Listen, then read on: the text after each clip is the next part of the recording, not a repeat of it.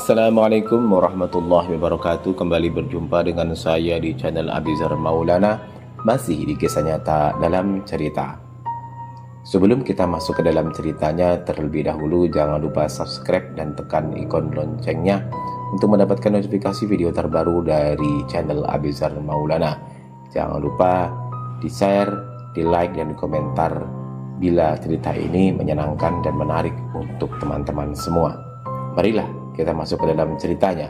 Inilah kisah nyata dalam cerita. Di akhir era 90-an, sebut saja namanya Indra.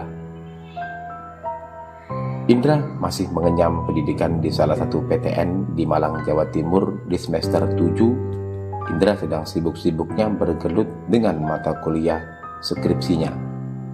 Demi menyusun sebuah skripsi, ia rela pontang-panting kesana kemari dan berusaha mencari buku-buku referensi sebagai acuan utama untuk menyusun skripsinya. Dirasa masih ada yang kurang dengan buku referensi Indra. Akhir pekan, Indra memutuskan untuk pergi ke salah satu temannya di kota Santri untuk meminjam beberapa buku yang ia perlukan. Di hari itu ia terpaksa harus menginap di rumah sang sobat lama yang sudah lulus. Selama menginap tak lupa Indra banyak bertanya teknik untuk meluluhkan dosen-dosen killer pembimbingnya. Waktu terus berjalan sampai hari Minggu malam. Selepas maghrib, Indra diantar temannya ke sebuah tempat untuk naik bis menuju jurusan Malang. Sampai di lokasi pertigaan pinggir jalan, mereka berhenti sejenak. Lokasi yang ditempati Indra untuk menunggu bis itu sangatlah populer di kalangan masyarakat dengan sebutan Gerdu Papak. Indra yang baru turun dari motor dan temannya juga langsung ingin pamit pulang, berpesan dan izin pada Indra. "Indra, aku nggak bisa nemenin kamu lama-lama di sini karena aku ada acara tahlilan di rumah tetangga." "Ya mas, nggak apa-apa. Terima kasih sudah minjamin bukunya." "Ya, sama-sama. Tapi jangan lupa kalau sudah selesai, balikin Indra."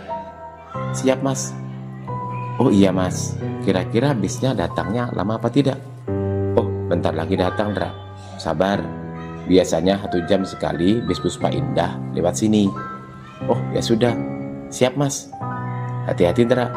Tinggal dulu ya," jawab temannya sambil berlalu meninggalkan Indra berdiri sendiri di tepi jalan raya. Indra berdiri sendirian melihat kendaraan lalu lalang dari utara ke selatan dengan tetap memantau pergerakan sosok bis yang melegenda dari arah utara. Lama menunggu, ia membakar rokok sambil membunuh waktu yang lewat. Tapi matanya tetap memperhatikan kendaraan yang bergerak dari arah utara. Waktu terus berjalan sampai jam tangan Indra menunjukkan jam 19.10 lebih. Wajahnya semakin gelisah dan takut karena sudah 1 jam bis jurusan Malang belum juga datang. Saat itu ia takut malam itu ia tidak bisa balik ke Malang. Berkali-kali ia melihat jarum jam yang ikut melingkar di tangan kanannya. Hingga jam 19.30 tepat, ia benar-benar melihat ada sosok bis Puspa Indah yang berjalan dari arah utara mendekati dirinya. Refleks tangan kirinya melambai. Wajah sumringah memandang bis yang sudah berada di depannya. Seketika itu juga mulut Indra berteriak, "Pak, mandek, mandek Pak," yang artinya, "Pak, berhenti, berhenti Pak." Sopir bis yang melihat pergerakan Indra mulai memperlambat laju kendaraannya dan bis itu melipir ke arah kiri hingga bis itu benar-benar berhenti di pinggir jalan. Indra yang senang bukan kepalang berlari menuju bis. Dengan perasaan bahagia ia langsung naik ke dalam bis. Waktu sudah di atas bis, Indra berhenti sejenak di belakang sopir. Sedangkan untuk bisnya sendiri langsung memacu kembali kecepatan di jalan raya. Setelah bis berjalan, Indra tetap berdiri mematung di belakang sopir dengan berdiri dan matanya penuh selidik untuk memeriksa sejenak tempat duduk yang kosong. Tapi waktu itu perasaan Indra mengenai isi bus ini ada yang aneh. Karena dari pengamatannya, para penumpang bis ini semuanya menatap kosong ke arah depan dan berwajah pucat. Para penumpang itu semuanya seperti bukanlah manusia pada umumnya. Mereka mempunyai raut muka sangat asing. Sebagian penumpang itu berwajah Arab dan Cina. Begitu juga dengan pakaian yang mereka kenakan. Tidak seperti di zaman sekarang. Pakaian yang mereka kenakan adalah pakaian era zaman dahulu. Aroma wewangian daun Kamboja di dalam bus semakin kuat tercium. Hati Indra semakin takut dan kalut. Rasanya seketika itu juga ia ingin lari dan turun dari bis yang mengerikan ini. Tapi bis ini semakin lama semakin memacu kecepatannya. Lama ia mematung, menahan nafas antara percaya dan tidak percaya yang ia hadapi saat ini. Kakinya mulai bergetar mundur. Indra berpikir nekat untuk keluar dari bis dengan paksa. Tapi baru saja langkahnya bergeser satu langkah, tiba-tiba ada yang memanggil dari kursi belakang bis. Mas, kesini, masih 01. Teriak gadis dengan tangan melambai ke arah Indra. Spontan, Indra yang melihat permintaan gadis berkerudung itu langsung berjalan menyusuri manusia-manusia aneh di kanan kirinya, antara perasaan takut dan senang yang ia jalani saat itu. Sampai di belakang, dia langsung menghampiri gadis itu dan tak pikir panjang lagi, Indra langsung duduk berdua dengan gadis yang berbaju muslimah itu. Saat Indra duduk, gadis itu terlihat salah tingkah dan senyum-senyum melihat sosok Indra yang duduk di sampingnya. Indra dengan tenang memposisikan duduknya dan memangku tas ransel di atas pahanya. Perasaan takut mulai ditepisnya dan perasaan itu kini berubah menjadi lebih tenang karena ada gadis yang seumuran dengannya di sampingnya dengan penampilan di zamannya sekarang ini. Beberapa menit kemudian sosok gadis berkerudung juga memandangi Indra tanpa rasa sungkan lagi. "Mas, mau kemana?" tanya gadis itu dengan malu-malu sambil menatap wajah Indra. "Mau ke Malang, Mbak." "Mbaknya sendiri mau kemana? Kok sendirian?" jawab Indra dengan salah tingkah juga. "Sama Mas, saya juga mau ke Malang." "Oh ya, kenalin, namaku Aisyah," katanya sambil menyodorkan tangan dan melempar senyum cantiknya. "Oh iya Mbak, namaku Indra." "Makasih Mbak sudah dikasih tempat duduk," jawab Indra dengan menggapai tangan lembut Aisyah. "Sama-sama, sudah sepantasnya itu Mas Indra." "Terima kasih Mbak kalau begitu." "Mas Indra ke Malang mau kerja apa kuliah?" "Kuliah Mbak, saya masih semester 7. Kalau Mbaknya dari mana? Kok sendirian?" "Saya dari rumah Mas." "Loh, emang rumahnya di mana Mbak?" Rumah saya aslinya Madiun." "Sama kalau begitu Mas, saya juga semester 7 loh." "Ngomong-ngomong Mas Indra sendiri dari mana?" "Oh, satu angkatan kita dong. Saya dari rumah temen habis pinjam buku Mbak." "Asli saya dari Sidoarjo." "Iya Mas, kok bisa kebetulan ya? Memang Masnya kuliah di mana?" "Saya kuliah di Universitas..." "Maaf, ya kami rahasiakan." "Oh iya, kalau Mbak Aisyah?" "Saya kuliah di Universitas swasta terkemuka di Malang Mas." "Oh, kalau tinggalnya sekarang di daerah mana Mbak, kalau boleh tahu?" "Saya di Malang, ngekos di Jalan Surabaya." "Kalau Mas Indra?" "Wah, deket dong, saya ngekos di Jalan Jombang." "Iya Mas, kok bisa ya?" Pembicaraan mereka terus berlangsung dengan canda tawa. Indra sendiri sudah tak mempedulikan langsung kondisi sekitarnya. Rasa takut di awal naik bus seketika lenyap. Kini yang ada, Indra hanya fokus bicara dengan Aisyah karena obrolan mereka sama-sama sudah connect. Kondisi Indra sendiri saat itu juga masih sendiri alias jomblo, dan ia sempat terlintas dalam benaknya di malam itu sosok Aisyah ini sangat cocok karena full sefrekuensi dengannya. Begitu juga dengan Aisyah, ia sangat merespon terhadap Indra. Indra juga sangat mengharapkan perkenalan itu berlanjut setibanya di Malang. Ketika mereka bicara panjang lebar, sebetulnya kedua insan ini sudah lama saling mengenal. Sampai akhirnya mereka berdua memutuskan janjian untuk bertemu kembali beberapa hari ke depan. Saat itu juga Aisyah memberikan alamat kosnya kepada Indra, begitu juga dengan Indra. Lama perjalanan sampai tak terasa, akhirnya bis yang mereka tumpangi sampai di terminal Landung Sari. Indra otomatis bersiap dan mau keluar terlebih dahulu.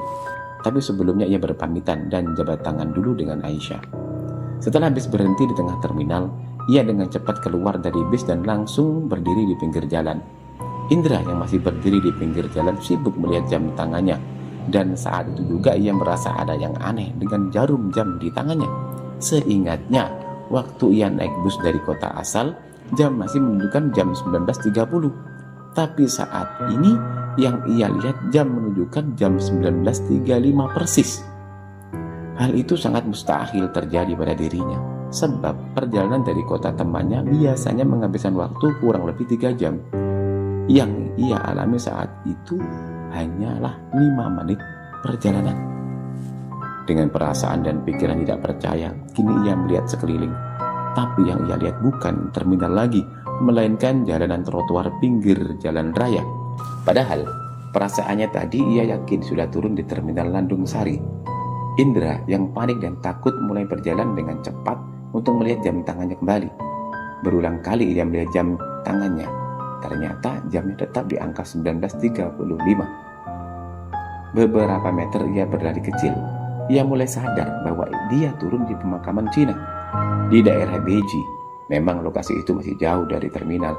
Merasa semakin takut, Indra berlari sambil mencari angkot yang lewat di jalanan untuk menuju terminal.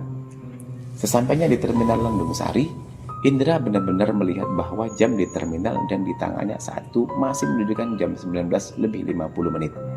Betapa kaget dan tak percayanya kejadian yang ia alami barusan.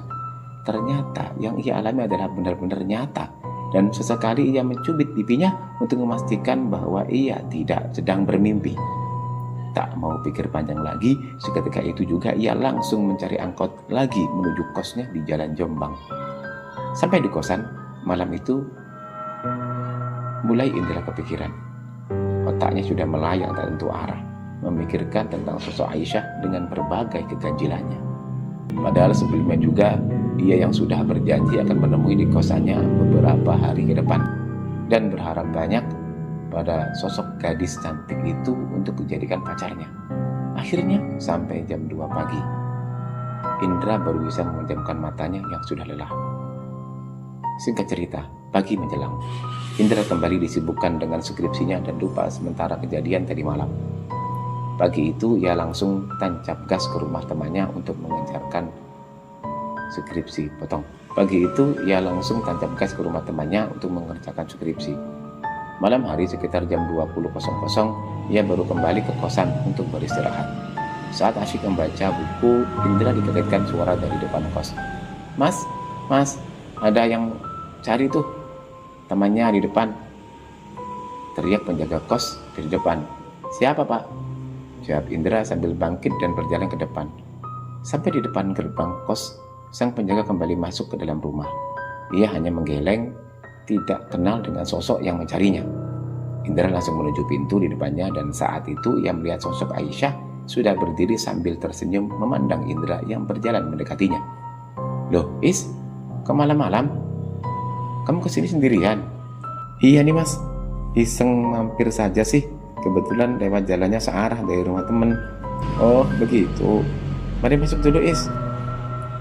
Kamu di kamar tinggal sama siapa mas? Sendirian Is. Emang kenapa? Oh ya udah, cuma nanya doang. Yuk masuk dulu. Iya mas. Kebetulan nih, aku bawa makanan. Dimakan berdua enak kali ya? Boleh tuh Is, sahut Indra. Mereka berdua berjalan masuk ke kamar Indra. Sampai di dalam kamar, pintunya tetap Indra buka. Indra sendiri langsung menyuguhkan makanan ringan dan minuman seadanya. Malam itu mereka kembali berbincang. Tapi Indra seperti terhipnotis selama pembicaraan. Ia tidak bertanya tentang berbagai keganjilan kemarin malam. Sampai tak terasa waktu menunjukkan di jam 10. Seketika Aisyah pamit untuk pulang kembali ke kosnya. Begitulah kehidupan asmara mereka berlangsung. Selama 6 hari berturut-turut, Aisyah tetap datang di jam 9 malam dan pulang jam 10 malam. Saat itu, Indra masih tergolong cupu. Ia tak menaruh curiga sama sekali kepada kebiasaan Aisyah. Kebiasaan yang selalu berkunjung di malam hari. Selain itu, Indra masih fokus untuk menyelesaikan skripsinya. Dan setiap kali Aisyah mampir, pasti ia membawa makanan ringan. dan kata-kata humornya yang baru. Di malam ketujuh, waktu mereka kembali berada berdua di kamar kos Indra, mereka seperti biasa menikmati makanan ringan dan bercanda. Di tengah-tengah obrolan itu, Indra memulai obrolan dengan kata yang menjerumus ke arah serius. Maaf aku lancang. Sebenarnya dari awal kita ketemu, aku suka sama kamu. Aku hanya izin mengungkapkan saja. Jika kamu tidak suka, aku mohon maaf. Ucap Indra tegas dengan hening sambil menatap mata Aisyah. Iya Indra, kamu gak lancang kok. Aku sendiri sebenarnya juga suka sama kamu, jawab Aisyah sambil menunduk tersipu malu. Jadi? Tanya Indra. Iya mas, aku terima. Kita pacaran, jawabnya lirih. Seketika itu, Indra memberikan sebuah bungkusan kecil yang sudah disiapkan 2 hari lalu. Aisyah sendiri menerima bungkusan kain merah kecil itu dan langsung masukkan ke dalam tasnya. Tapi sayang, malam itu waktu sudah menunjukkan jam 10. Spontan Aisyah pamit. Mas, aku pamit balik ke kos dulu ya. Terima kasih kadonya. Kadonya dibuka di kos aja ya. Besok pagi aku ke kos kamu. Boleh kan? Ya boleh lah. Beneran, aku tunggu ya mas. Awas kalau sampai gak datang loh. Oke, siap non. Aku janji, jawab Indra. Malam itu Aisyah kembali ke kosan. Tapi pikiran Indra malam itu sudah bahagia, kejang-kejang, tak beraturan. Setelah mengantar Aisyah, Indra berjalan kembali ke kamar kos, bernyanyi sekeras-kerasnya, dan selalu tersenyum sendiri mengingat sudah mendapatkan gadis impiannya. Ya, dalam kata lain seperti orgil, namanya juga baru jadian.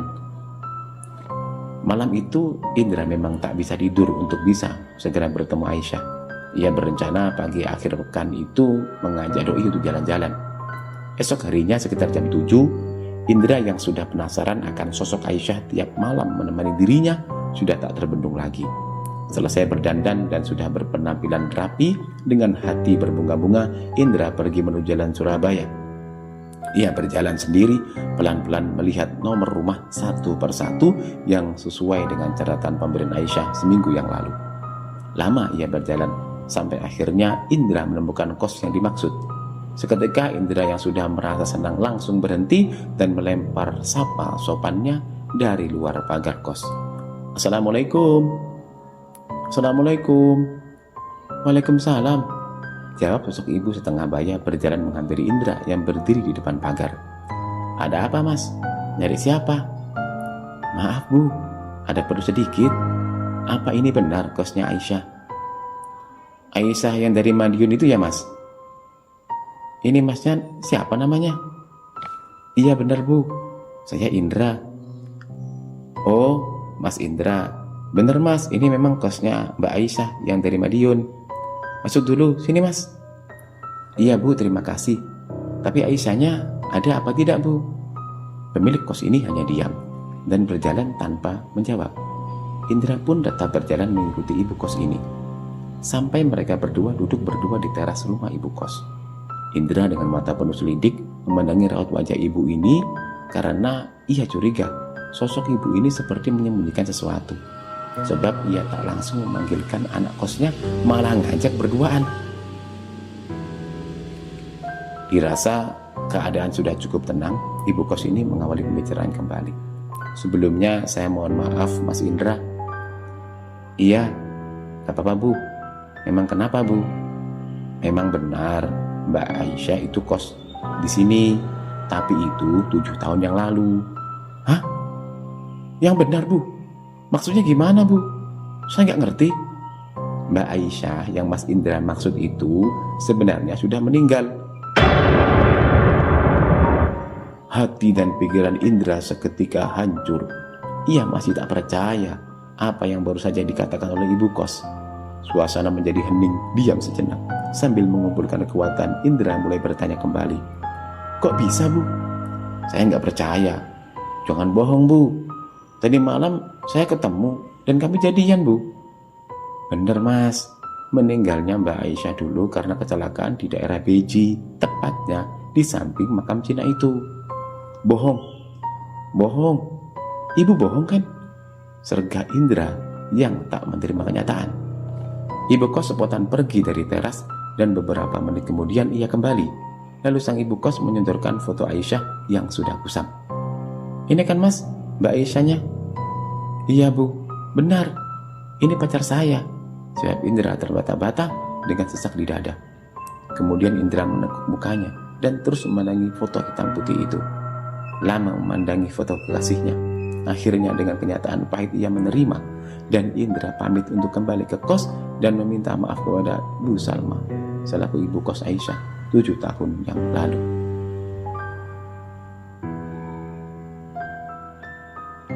Bagaimana? Serem tapi sedikit menyedihkan, bukan? Semoga teman-teman terhibur. Sekian cerita pada kesempatan kali ini. Semoga bisa menghibur teman-teman semua. Sampai jumpa di video selanjutnya. Assalamualaikum warahmatullahi wabarakatuh.